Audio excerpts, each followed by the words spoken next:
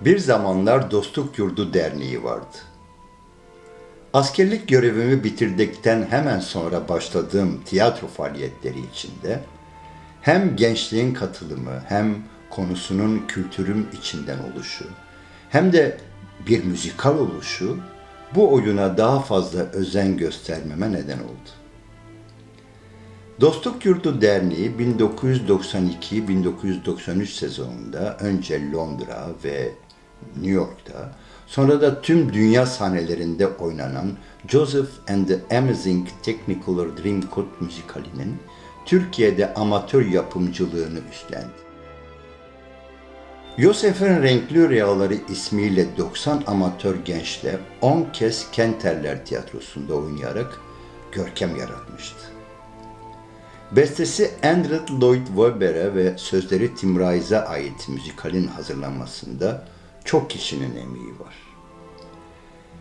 Cerfiaji müziği düzenledi ve uyguladı. Aynı zamanda oyuncu koçumuz olan Selim Tezel de şarkı sözlerini tercüme edip melodisini uyarladı.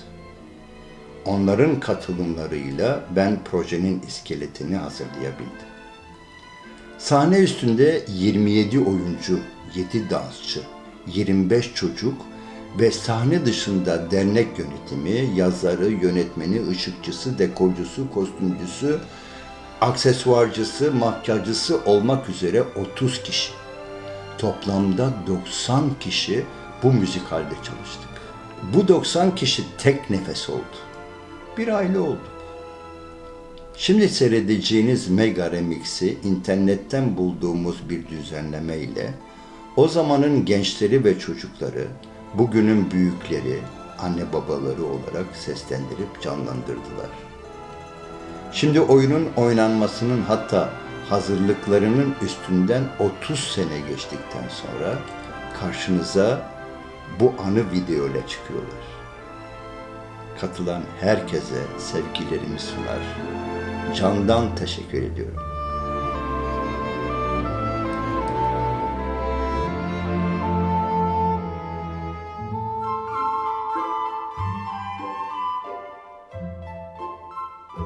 Merhaba, ben Cerfiaji. Hiç unutmam, yıl 1992, bir akşam eve bir telefon geliyor. İşte Dostluk Yurdu Derneği'nde bir Broadway müzikalinin provaları başlayacak. İşte o provalar sırasında böyle elektronik bir orgda parçalara eşlik edecek bir piyanist aranıyor. Kabul eder miyim? Yani biraz tereddütle, başta çok tereddütle de kabul etmiş olsam da ondan sonra işin rengi değişti. Kendimi bambaşka bir yerde buldum. Bu bana tarif edilen basit görev birdenbire çok farklı boyutlara dönüştü. Hem o müzikalde yer alan bütün şarkı söyleyen herkesi çalıştırırken buldum kendimi. Eminim o müzikalde olanlar hiç unutmaz. Kırmızı ve sarı ve yeşil ve gri diye bütün renkleri ezberletirken. Bir yandan da bu aslında normalde, yani orijinalinde bir topluluk tarafından çalınan bu müzikleri iki tane basit işte org synthesizer'a adapte etmek. İşte Büyükada Sinagogu'nun o pek de havadar olmayan bodrum katında başlayan provalardan daha sonra Kenterler Tiyatrosu'nun o büyülü atmosferinde doğuğa çıkan o harika süreç. Eminim o ekipte olan kimsenin unutamayacağı bir dönem olmuştur. Yani sonuçta bütün müziğiyle, danslarıyla, kostümleriyle, dekorlarıyla, makyajıyla muazzam bir prodüksiyon çıktı ortaya. Amatör bir ruhla yapılan ama bence müthiş seviyeli bir prodüksiyon çıktı ortaya. Tabii hepimizi bir araya getiren isim sevgili İzzet Banay'dı. Başta ona. Sonra provaların yine vazgeçilmez bir ismi olan yıllardır görüşmediğim sevgili Selim Tezel'e ve tüm Dostluk Yurdu ailesine 30 yıl sonra en içten teşekkür ederim.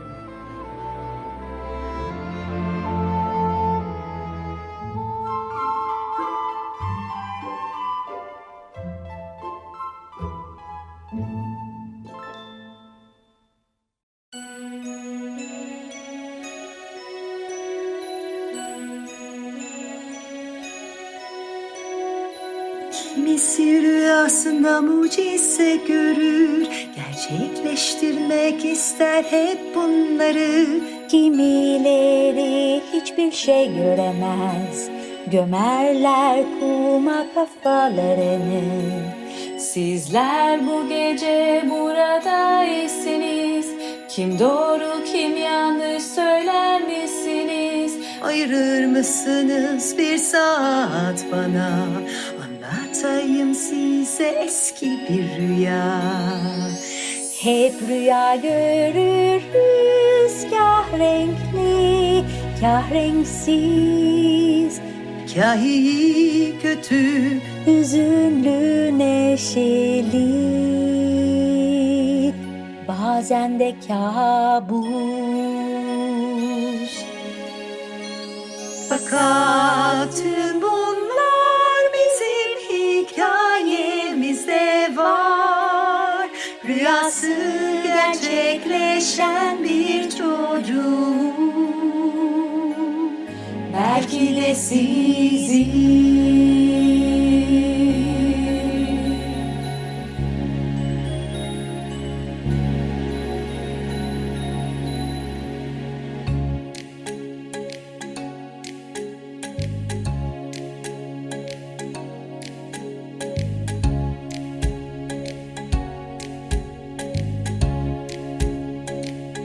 Gözümü kapar, perdeyi açarım, görebilmek için saf gerçeği. Uzaklarda biri ağlıyordu, dünya uyuyordu, her rüya gerçek. Altın sırmalı, gelini giydi, parlayan renklerle, harika yeni. Ve ufukta güneş doğuyordu, dünya kalkıyordu, her rüya gerçek. Davullar vurdu, Işık parladı, altın yelek gözden kayboldu. Renkler karanlığa gömüldü, yalnız dönebilsem o başlangıca. Işıklar sönüyor, rüya bitiyor. Dünya ve ben, bekliyoruz hala, tüm umutlarla, her rüya gerçek. Her rüya, her rüya, her rüya, her rüya gerçek. Her rüya, her rüya, her rüya, her rüya gerçek. Her rüya, her rüya, her rüya, her rüya gerçek.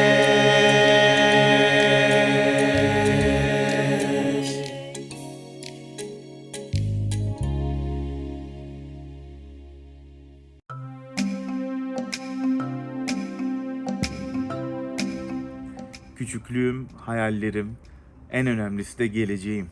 İçerisinde yer aldığım ilk müzikal ve İzzet abinin bana ilk armağanı. Sonraki birçok müzikal projede yer almama vesile olan, kanımıza bir kere girdikten sonra bir daha çıkmayan ve sayesinde bana hayat arkadaşımı kazandıran en güzel mucizelerden bir tanesi, en renklisi Yosef. Herhalde en küçüklerdendim. Yaş 9. Koroda merdivenlerde oturup bir an önce büyüyüp sahneye ulaşabilme hevesiyle her anını aklıma kazıdığım, ilk yer aldığım müzikal. Bu fırsatı bizlere sunan İzzet Bana'ya sonsuz teşekkürler. İstanbul'a geleli daha 1 yıl olmuştu. O zamanlar gittiğim lokalde Yosef'in Renkli Rüyaları müzikalinin yapılacağı duyuruldu. Ben çok heyecanlandım. Hemen gittim ismimi yazdırmak üzere. İzzet abiyle tanıştım. Ve ilerleyen zamanlarda bana sunucu rolünü oynamam için bir fırsat tanıdı. Bu benim için çok kıymetlidir, çok önemlidir. Çünkü bu sayede ben şarkı söyleme yeteneğimi keşfettim. O zamana kadar ben hiç seyirci karşısında şarkı söylememiştim. Tiyatro sahnesine çıkmamıştım. Ve birçok şeyin ilkini Yosef'in Renkli Rüyaları'yla yaşadım tabii ki. Bu yüzden de çok özeldir bendeki yeri. Hatta şu anda yapmış olduğum profesyonel işlerden birinin ilk adımını da orada atmış oldum bu sayede. Ama bana kattığı en özel şey ise neredeyse 30 yıl olacak benim can dostlarımı, can arkadaşlarımı kazandırdı bu müzikal. Bu yüzden çok kıymetlidir benim hayatımdaki yeri Yosef'in Renkli Rüyaları'nın. Herkese merhaba, ben Behrin. Yıllarca bir müzikal tutkunu olup, daha sonra bunun eğitimini alıp ve öğretmen olduktan sonra da bunu çocuklarla paylaşan biriyim. İzzet Bana benim çok ama çok eskiden tanıdığım bir yönetmen ve kimle çalışırsa, kimle tanışırsa onların yolunu açmış, onlara değer vermiş ve onlara değer katmış biri. Onunla tanıştığım için çok ama çok mutluyum. İyi ki bu projeyi tekrar yapıyor. Yosef'in Rüyaları'nda tekrar olmak benim için hem bir eğlence hem bir onurdur. İyi ki varsın İzzet Bana. Teşekkür ederim bize kattığın her şey için. 90'lı yılların en güzel başyapıtlarından birinin orijinalini aratmayacak kalitede uyarlamasıydı Yosef müzikali. Günün şartlarına göre inanılmaz bir özveriyle hazırlanmış ve bir o kadar da profesyonel bir prodüksiyondu. Hayatımda daha önce hiçbir sahne tecrübesi olmayan biri olarak bu muhteşem organizasyonda başrol oynama fırsatı verilmesinden dolayı her zaman büyük gurur duydum. Bizlere sonsuz desteğini esirgemeyen ve enerjisiyle hepimize örnek olan İzzet Bana'ya yıllardan sonra tekrar bizleri bir araya getirdiği için çok teşekkür ederim. Kenter Tiyatrosu'nun sahnesine adım atmak, 5 yaşındaki bir çocuğun hayallerinin çok ötesindeydi. İzzet Bana'nın o yaşımda bana duyduğu güven ve mükemmel bir ekip çalışmasıyla Yosef'in Renkli Rüyaları kadar gerçek oldular. Yıllar sonra bu rüyayı ikinci kez gerçekleştirebildiğimiz için çok mutluyum. Yosef, çocukluğum. Beni 15 yaşında müzikal dünyasıyla tanıştıran ve o günden beri de bir müzikal delisi haline getiren unutulmaz eser. Sevgili İzzet Bana, 30 yıl sonra bizleri bir araya toparladığın için ve bu prodüksiyonu yaptığın için sana sonsuz teşekkürler. İyi ki varsın, seni seviyoruz.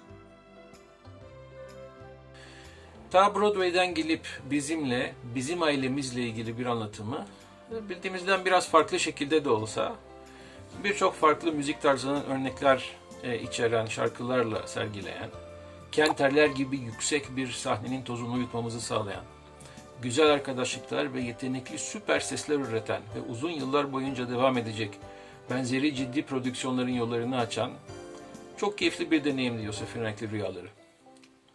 Başta İzzet abimiz İzzet Bana, çevirmen ve koçumuz Selim Tezel, tüm Dostluk Yurdu yönetimi ve müzisyen ve oyuncu arkadaşlarıma çok çok teşekkür ederim. Sevgiler ve selamlar. Sevgili İzzet Bana ve Joseph'in Rüyaları'nın bana öğrettiği en önemli şey, her rüya ama her rüya gerçek. 90'lı yıllar, Yosef'in Renkli Rüyaları ve ilk müzikal heyecanı. Danslar, provalar, seçmeler derken o gün geldi çattı. İçimdeki o heyecanı anlatmak pek mümkün olmasa gerek. Şimon karakteri olarak çıktığım sahnede müthiş bir performansla alınan kocaman alkışlar.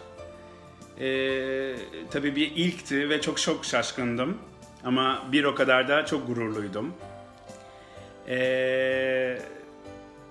Başta İzzet Bana'ya ve emeği geçen tüm ekibe bizi tekrar bir araya getirdiği için çok teşekkür ederiz. Yine bir gece Yosef'in Rüyaları gösterisi sonrası Anadolu yakasına arabamla geri dönüyordum ve beni polis çevirdi. O gece acele çıktığım için yüzümde full makyaj ve gözlerimde sürme vardı. Polisin o anda bana bakışını bugün bile unutmam mümkün değil. Bu güzel ekibe dahil olan her birimiz o zamanlarda acı, tatlı, komik birçok anı biriktirdik. Bugün bile devam eden aramızdaki güzel dostluk aslında bu işin ne kadar doğru yapıldığının da ispatı. Bir parantezle İzzet abiyi açmak istiyorum. Belki daha önce dostluk yurduna adımını bile atmamış farklı kıtanın çocuklarını Caddebostan'dan toplayıp yeni bir arkadaş grubunun içinde eritmek ve bundan bir uyum sağlamak aslında gösterinin dışında ekstra bir başarıydı. Üstünden uzun yıllar geçmesine rağmen hala hafızalarda yer tutan bu gösterinin bir parçası olma ayrıcalığını bu vesileyle tekrar yaşıyor ve bu projede emeği geçen herkese tekrar teşekkür ediyorum. İlkler hiçbir zaman unutulmaz ve ilklerin yeri her zaman ayrıdır. İşte Yosef müzikali de benim için öyle. Bir müzikal düşünün ki, öyle bir müzikal ki, yazın en güzel zamanında, denizin ve güneşin en güzel saatlerinde her şeyi bir yana bırakıp provaya gitmek için koşa koşa Büyükada'ya gittiğinizi düşünün. Bunu yapmak için hiçbirimiz üşenmedik biliyor musunuz? Yosef zamanında sesimin ve yeteneklerimin farkına vardım ve belki de meslek seçimimde çok büyük etkisi oldu Yosef'in. Şimdi yeniden Yosef'i izlemeye hazır mısınız? Hadi bakalım.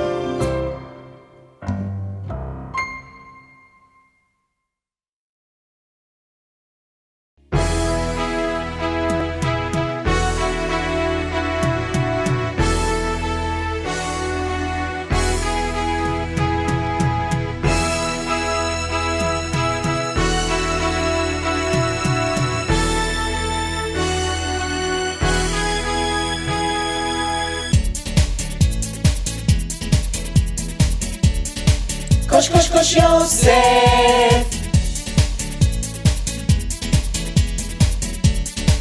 koş koş koş Yosef, Yakob ve çocukları, Yakob ve çocukları, Yakob ve çocukları, Yakob ve çocukları, Yakob, Yakob, Yakob ve çocukları. Kırmızı, sarı, yeşil, gri, siyah, yakut, gümüş, krem, zeytin, leylak, altın, Parlayan ve çekici, tıpkı bir sanat eseri.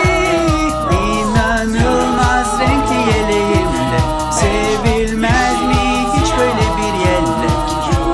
krem, sarı, yeşil, gri, siyah, yakut, gümüş, krem, zeytin, leylak, altın, mor, pembe, limon, beyaz, lal, tava ve mavi ve kahve ve bronz ve zümrüt ve bordo ve tütün ve bej ve yeşil ve siyah ve turuncu ve krem.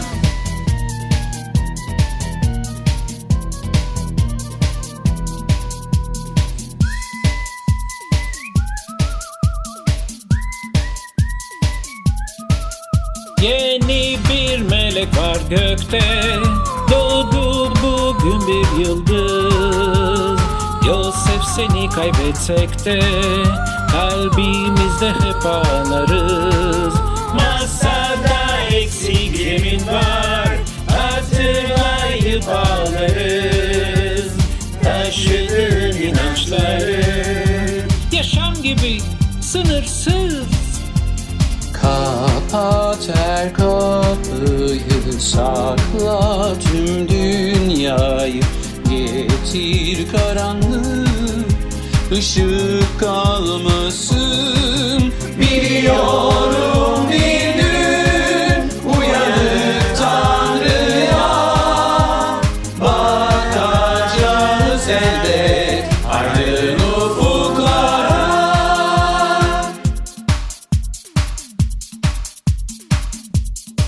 Koş koş koş Yosef, takma bunları,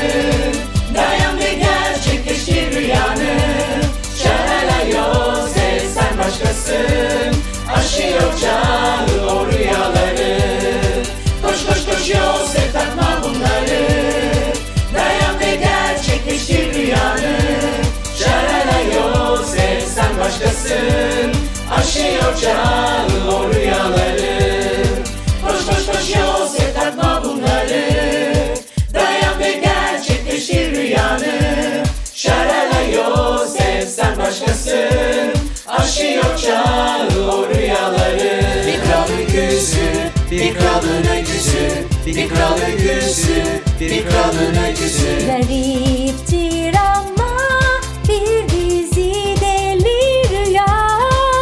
Bunları açıklayacak bir insan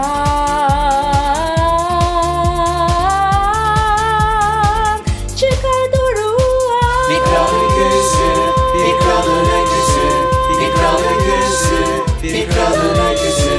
Bir kral öyküsü, bir kralın öyküsü. Bir kral öyküsü, bir kralın öyküsü.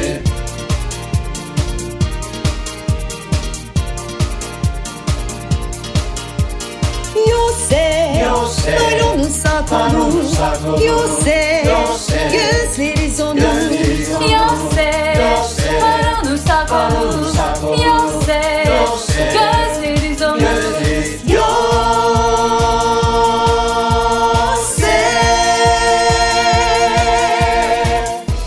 Okey Joseph, sana Mısır'da nasıl rock'n'roll yaptığımızı göstereyim. Bir gün bizimlerin kıyısında gezinirken çıktı 7 şişman inek aniden nehirden. Oh yeah. Bu besili hayvanların ardından gördüm başka 7 inek ama cılızından. Oh yeah. Tanımıyordum ben hiç az bu 7 cılıza. Oh yeah. Ama onlar indirdiler mideye şişmanları bir anda. Oh yeah. Fakat buna rağmen inceleri hala cılızdı. Bu rüya çok şaşırttı beni. Hey Joseph, söylesene fikrini. Bilesin aptal değilim ama yok hiçbir fikrim. Joe lütfen gaddar olma. Yardım et anlamama.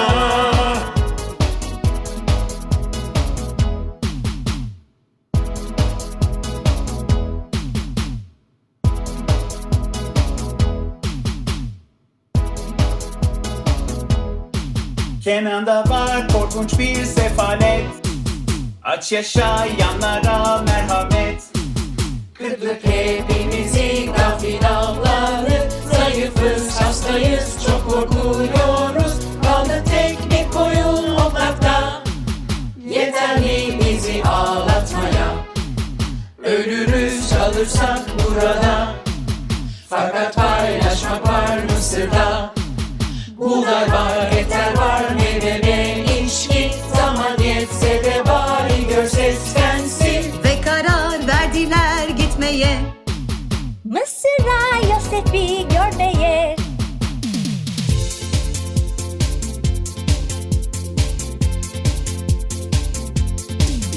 Hayır, yalan bu, yalan bu. Benjamin nasıl yapabilir bunu? Al beni, bırak onu. Benjamin tahmineden bile doğru. Hayır, yalan bu. Benjamin nasıl yapabilir bunu? Al beni, bırak onu. Benjamin tahmineden bile doğru.